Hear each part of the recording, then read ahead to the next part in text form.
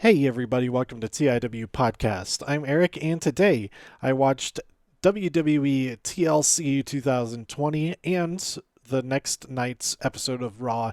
That's episode 1438, broadcast on December 20th and 21st of 2020. Um, so I am super excited. I'm recording this very quickly before I head into the Thunderdome for this week's episode of SmackDown. That's right. They're recording the SmackDown episode on Tuesday. So I'm gonna have some future spoilers here. I'm sure that everything that happens on the Thunderdome broadcast will be shared everywhere, but I will refrain from doing so myself until after it's actually aired on Friday. Um, so um, yeah, I'm just gonna make this really quick. I really enjoyed TLC. The TLC matches were awesome, and the main event was so well done. I really enjoyed that. And then Raw was pretty good too. I enjoyed quite a bit of Raw, and I was in the Thunderdome for a lot of that. Was I? No, I wasn't. No, I was in the Thunderdome for all of TLC. I was not in the Thunderdome at all for Raw. So I think that's why why I enjoyed it more was that I wasn't worried about being on camera and whatnot. But anyway, we had a kickoff match. Big E pinned Sami Zayn in the big 8-man tag team match. The teams were Big E, Daniel Bryan, Chad Gable, and Otis. And they fought Sami Zayn, Shinsuke Nakamura, Cesaro, and who was the fourth member? King Corbin. That's right. Then the first match of the proper show, the show proper, was AJ Styles versus Drew McIntyre, a TLC match. The Miz cashed in during the match, but almost fought off Morrison, who's trying very hard to help the Miz. But also Morrison cashed in the briefcase to the referee. The Miz did not do it himself, so there may be a loophole there, which almost points out the next night on Raw. So I'm excited to see how that turns out. I was a little bit bummed out that the Miz failed at cashing in, but maybe this loophole gives some hope to that happening. But Drew McIntyre ended up winning the next night on Raw. AJ and The Miz were very upset, and The Miz apologized profusely, like genuinely feeling bad for having cost the both of them not getting that championship off of Drew McIntyre. Then we had Sasha Banks versus Carmela, which was awesome. Carmela, this is it's got to be her best match that I've seen. She is great, and Sasha is always amazing. And Sasha Banks successfully defended her championship. That's what I was expecting to happen. But yeah, I really enjoyed that match. Then Billy backstage proposes teaming with Asuka, and Asuka says, I already have a partner." Billy made her own mask out of a gold paper plate and some Sharpie, I think. It's pretty great. Then we had the Hurt Business, Cedric Alexander and Shelton Benjamin versus the New Day, Kofi Kingston and Xavier Woods. And Cedric hit the lumbar check on Kofi. This match was pretty great. He hit the lumbar check on Kofi and got the win. I could see Cedric.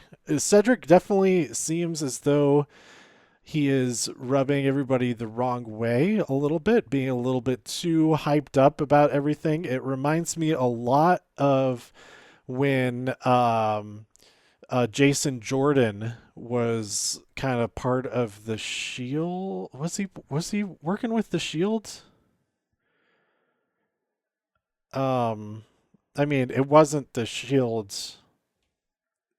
but what before he got injured, he was half of the tag team champions with Seth. Was he champs with Seth? And he was like being very, very obnoxious And I feel that's kind of similar to what Cedric has been doing the last few weeks. Like he's kind of making it about him more than the Hurt Business. And then the next night on Raw, he interrupted. Shelton was saying something, and then Cedric took over the sentence and kept talking from there. And Lashley seemed a little bit annoyed his reaction to that. So I think that might be where we're headed with them, and that could be pretty cool. But they are champions now, so congrats. That's so awesome. Then we had Nia Jax and Shayna Baszler versus Asuka and Charlotte Flair. Woo! They were not ready for Charlotte or Asuka, and the natural selection to Shayna got the win. So we have new tag team champions.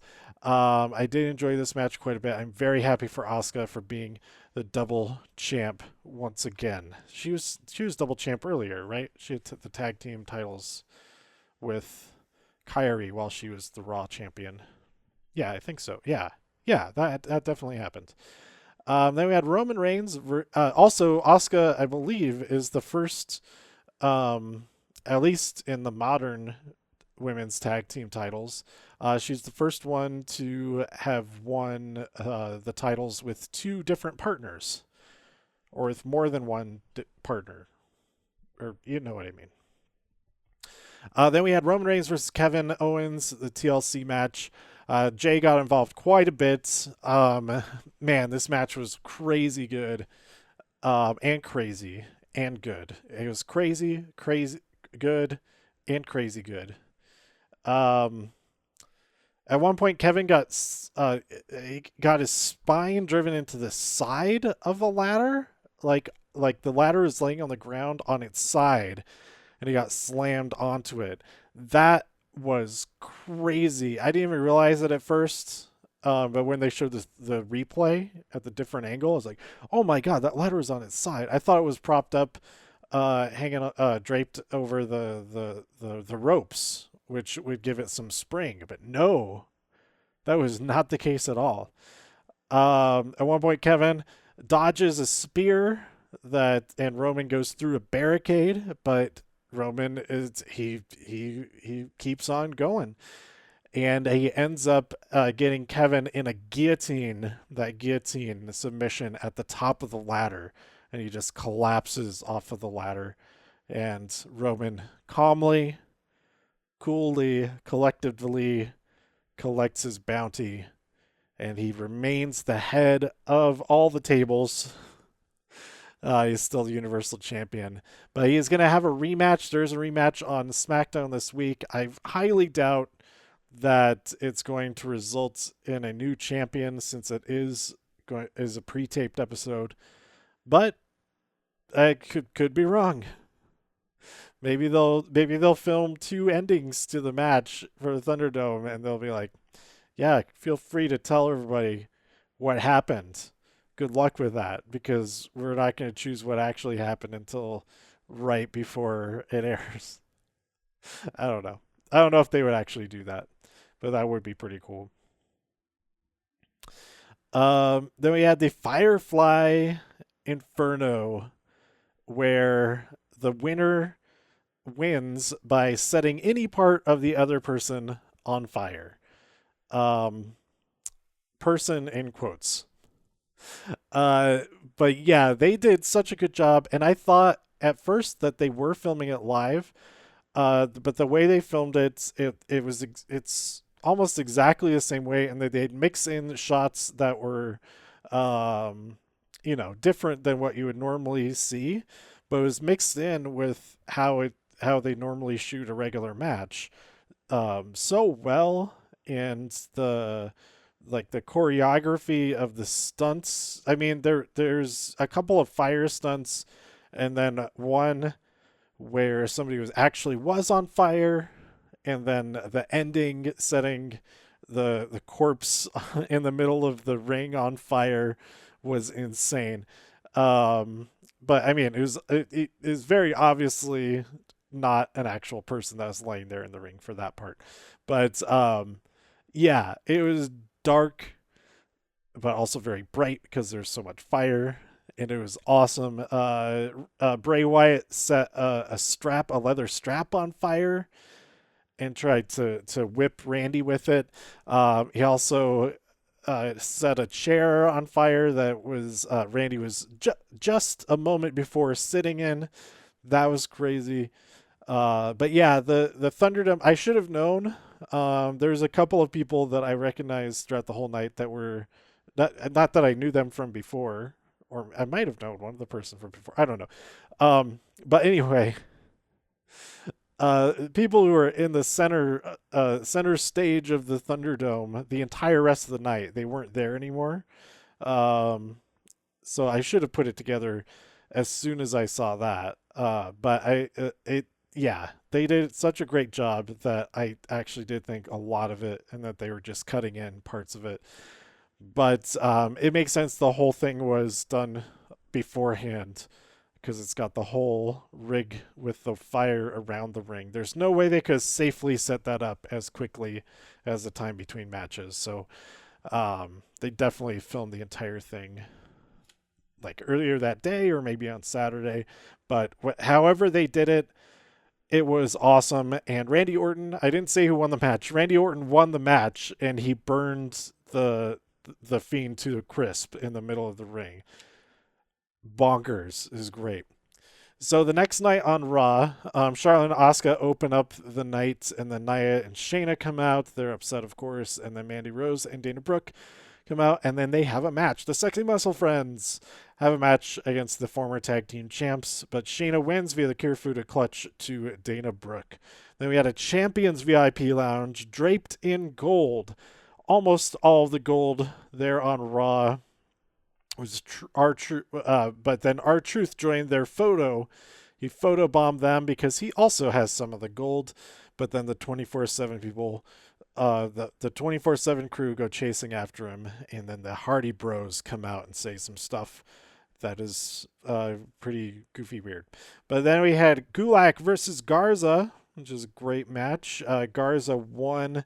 Before the match, he had a rose for Sarah Schreiber backstage, and then he won via the wing clipper.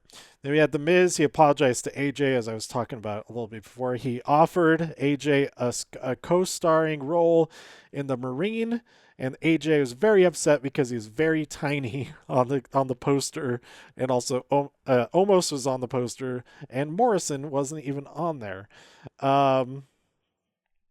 They present a new, or Drew, Sheamus, and Lee present a new story, Nightmare After TLC, as opposed to AJ and Miz and Morrison's Nightmare Before TLC that they presented last week. But AJ kicks Keith Lee into Sheamus, and that makes Sheamus very, very mad.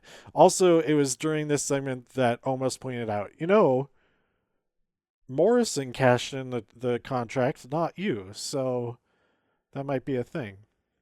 And so that inception, Miz is now obsessed with making that happen. Then we had T-Bar versus Ricochet. T-Bar won. At one point, Ricochet was yelled at by Ali. He said, "Think with your mind, you fool. Not with your heart. Think with your mind."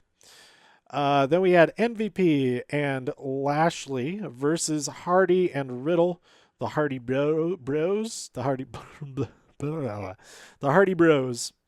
Lashley won the match via hurt lock to Jeff Hardy. There was a moment where Hardy fell off of or was knocked off of the ring post, and then landed on the ring steps, and then continued down to the floor. That looked so brutal. Like, I don't know how he's not seriously hurt from that. But yeah. Then we had Elias come out with his new friend, and Riker fought Metalik, and he won. So there you go. Then we had Randy come out. Awesome promo. And he said, the voices were gone because all I could hear was you gasping for breath, because the Fiend is no more, but then the lights go out. And there is Alexa's playground. And Alexa, they're swinging on a swing. And an awesome promo saying that The Fiend is going to be back unlike anything anyone's seen before. And that gets me pretty excited. I have no idea what that means. Hopefully, it lives up to that statement at least like halfway. But if it does, that would be pretty cool. Then we had Charlotte and Asuka team up to fight Peyton and Lacey. Charlotte won via the figure eight leg lock. I think she hit that on Peyton. I'm not sure. And then our main event was a six-man tag team holiday street fight. We had Sheamus, Drew, and Keith Lee versus The Miz, Morrison, and AJ Styles with Almost at ringside. And of course, as is tradition, all of the holiday treats out and around the ring. There was also some candy cane kendo sticks. Ricky pointed out, I missed this when it was happening, but he pointed out to me that Morrison had some great like Jedi behind the back blocking skills with the kendo stick. That was really awesome. And he sent me a video of it. That was really cool. I wish I'd been paying attention well enough to see that when it happened live. This was great. AJ Styles gets put through the table and gets covered in eggnog. So I say he is now the phenomenal or the eggnominal. That's harder to say. They're both hard to say. Eggnominal AJ Styles, the eggnominal one. Eggnominal one AJ Styles. Keith Lee won the match, but then Sheamus after the match kicked Keith Lee, hit him with a brogue kick. So these guys are not happy with each other at all. Where will this lead? Maybe a triple threat. Keith Lee versus Sheamus versus Drew McIntyre for the championship. That could be pretty cool. Or maybe just Keith Lee and Sheamus fight each other for the chance to challenge Drew McIntyre. We will see in the future. And if The Fiend returns, he's said to be home now. What does that mean?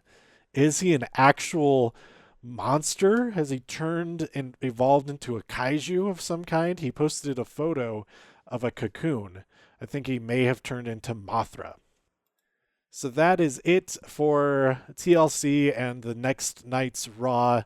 I enjoyed them both quite a bit. Let me know what you thought about them and this episode by tweeting me at TIW Podcast. Go to TIWpodcast.com for more reviews. If you enjoyed this episode or anything else on the site, please share some links with your friends. Subscribe on iTunes, Spotify, Stitcher, YouTube, wherever you like to listen. Stay safe, healthy, and happy out there in all the infinite multiverses. And I'll see you next time here on TIW Podcast. Bye.